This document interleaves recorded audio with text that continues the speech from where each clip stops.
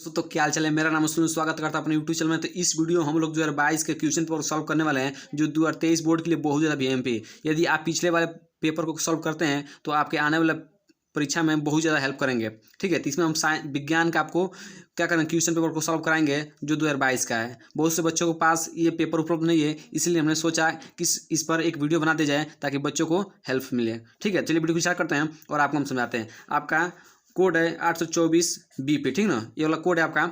ठीक है, तो आपको सबसे पहले क्या मिलेगा, 3 घंटे 15 मिनट तो आपको टाइम मिलेंगे, जिससे 15 मिनट आप पेपर पढ़ने के लिए रहेगा। ठीक है, 3 घंटे आपको क्वेश्चन सॉल्व करने के लिए रहेगा। ठीक है, तो जो भी निर्देश है आप इस निर्देश को जरूर पढ़ लीजिएगा। एक और बता दें कि 2023 में आपको 20 MCQ मिलेंगे, 20 MCQ। ठीक ना, तो आपका टारगेट रहना चाहिए कि एक भी MCQ गलत ना हो और सबको हम कर ले। ठीक ना, तो आपका टारगेट उसी पर रहना चाहिए। ठीक है, तो चलिए हम वीडियो को स्टार्ट करते हैं। और आपका सबसे पहला प्रश्न है कि एक गोलीय दर्पण की वक्रता त्रिज्या कितनी है, 30 सेंटीमीटर। ठीक ना, तो इसकी फोकस दूरी पूछ रहा है। तो आप लोगों ने सूत्र पढ़ा होगा, सूत्र पढ़ा होगा कि R होता है, R जो होता है वो क्या होता है, फोकस दूरी की दुगुनी होती है। क्या होती है, दुगुनी होती है। ठीक ना, फोकस दूरी क्या होती है, दुगुनी होती है। तो इसमें किसका मान चाहिए आपको, F का। तो 2 इधर गुणा में जाएगा, किस में जाएगा, भाग में। तो R बटा क्या हो जाएगा, R/2 = F। ठीक ना, तो R का मान क्या दिया है, 30, तो 30 रखिएगा और 2 है, 2 = F। काटेंगे कितना कट जाएगा, 15 बारे में। ठीक ना, तो इसका फोकस दूरी कितना होगी, 15 सेंटीमीटर। तो आपका ऑप्शन क्या है, सी आपका क्या है, करेक्ट आंसर है।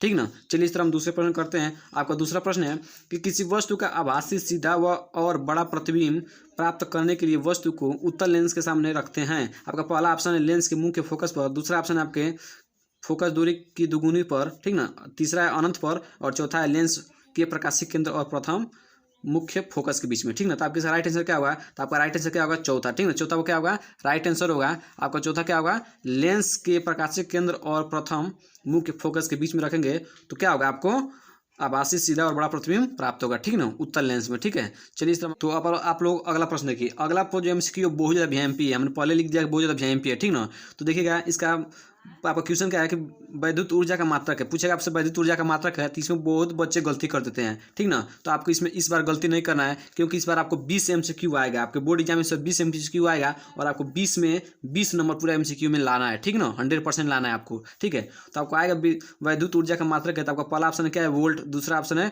वाट, तीसरा घंटा है किलोवाट और चौथा ऑप्शन है किलोवाट घंटा। ठीक ना, तो इसका राइट आंसर क्या होगा, इसका राइट आंसर मैंने पहले बता दिया, इसका राइट आंसर क्या होगा आपका किलोवाट घंटा। ठीक ना, किलोवाट घंटा क्या इसका राइट है, इसको एकदम रट लीजिएगा क्योंकि बहुत ज़्यादा VMP है आपके लिए, बहुत ज़्यादा VMP है। ठीक है, चलिए सर हम अगले प्रश्न करते हैं। अगला प्रश्न आपका बहुत ज़्यादा VMP है। ठीक है ना, तो आपको अगला प्रश्न हमने करा दिया था लेकिन थोड़ा मिस्टेक के चलते नहीं हुआ है। ठीक है, तो आपको एक बार बता देते हैं हम।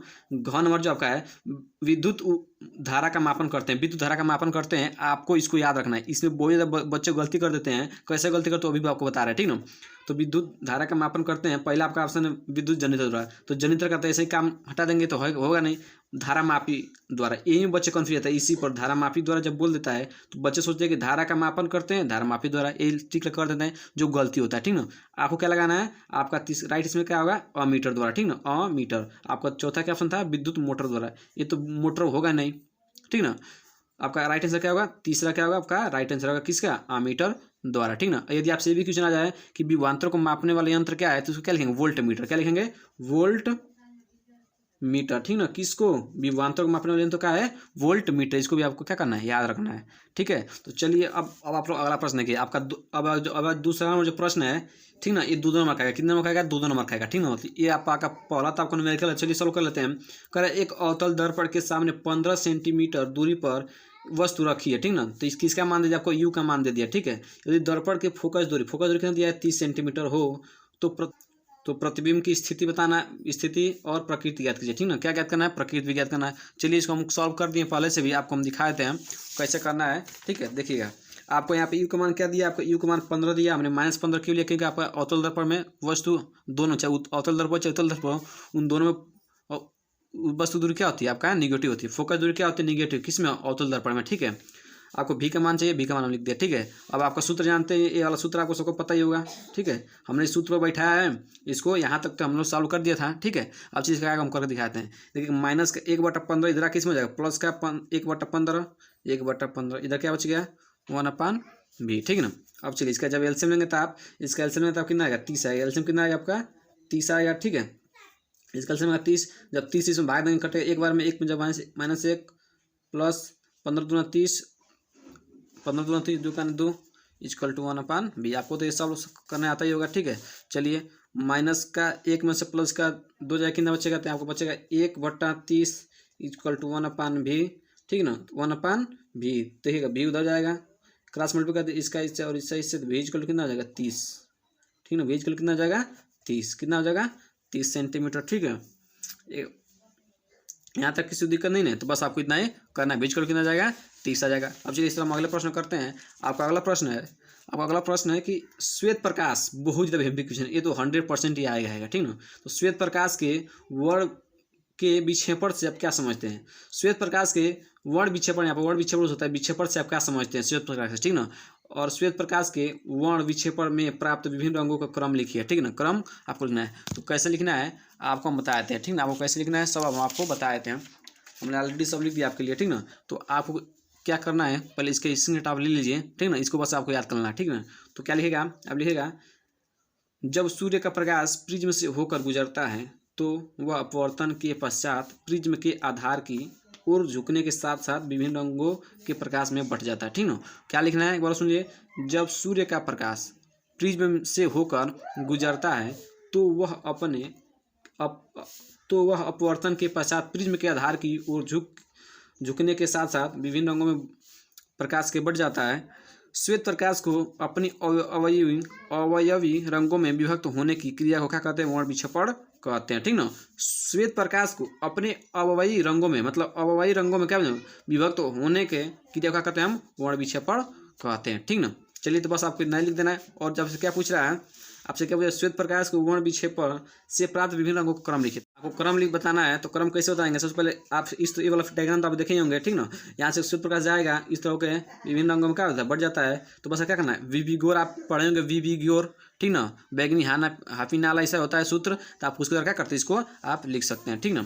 अब चलिए आपका अगला प्रश्न है कि वैद्युत विभव तथा विभवांतर की परिभाषा के इनके मात्रक लिखिए, ठीक ना।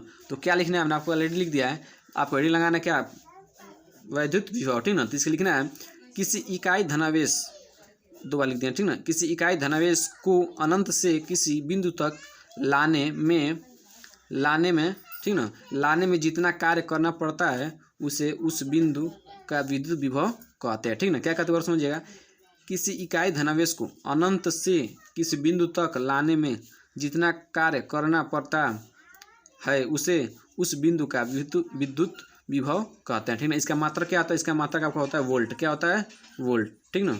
इसका मात्रक क्या होता है वोल्ट। अब आपसे और पूछा है विभवांतर का भी पूछा है, तो विभवांतर का भी देख लीजिए, आप लोग विभवांतर का भी लिख दिए हैं। विभवांतर का लिखना है, सबसे आसान भाषा लिखा है कि किन्हीं दो बिंदुओं के विद्युत विभव के अंतर को विभवांतर कहते हैं, ठीक ना। इसका ही मात्रक क्या होता है, इसका मात्रक आपको बता देते हैं, इसका मात्रक क्या होता है, इसका मात्रक होता है वोल्ट। इसका ही मात्रक वोल्ट और इसका भी मात्रक वोल्ट, दोनों का मात्रक क्या होता है वोल्ट होता है, ठीक ना। तो आपको इसका स्क्रीनशॉट ले लीजिए, इसको याद जरूर कर लीजिएगा, ठीक है। अब इसके आगे जो भी प्रश्न है ये सब और हम अगले वीडियो में करेंगे, ठीक ना। तो इसके आगे वाला प्रश्न यदि आप चाहते हैं, कि इसके आगे वाला प्रश्न हमको मिले, तो आप हम कमेंट जरूर कीजिएगा और बताइएगा कि सर जी आगे वाला दीजिए, तो हम इसका आगे वाला बताएंगे, केमिस्ट्री बताएंगे और बायोलॉजी का भी बता देंगे, ठीक ना। 2022 का ये वाला है, तो आपको आएंगे 2020 का भी करा देंगे हम, ठीक ना। 2020 का भी, 2022 का तो ही है, 2020 का करा देंगे, फिर 2019 से करा देंगे, 18 करा देंगे, सबका करा देंगे, सबका मेरे पास उपलब्ध है, ठीक ना। मेरे पास सबका उपलब्ध है, आप यहाँ पर देख सकते हैं कि मेरे पास सबका है, ठीक ना। देखिएगा सबका हमने रखा हुआ है, ठीक है। आप यदि कहेंगे तो इसका हम प्रोवाइड जरूर करा देंगे, ठीक ना। देखिएगा यहाँ पर 2022 का हिंदी भी करा देंगे आपके लिए, ठीक है। विज्ञान का बहुत सारा पेपर हम रखे हुए हैं, बहुत सारा आपको हम क्या करेंगे करा देंगे, ठीक ना। यदि आप कमेंट करेंगे तो, ठीक है। तो चलिए मिलते हैं अगले वीडियो में।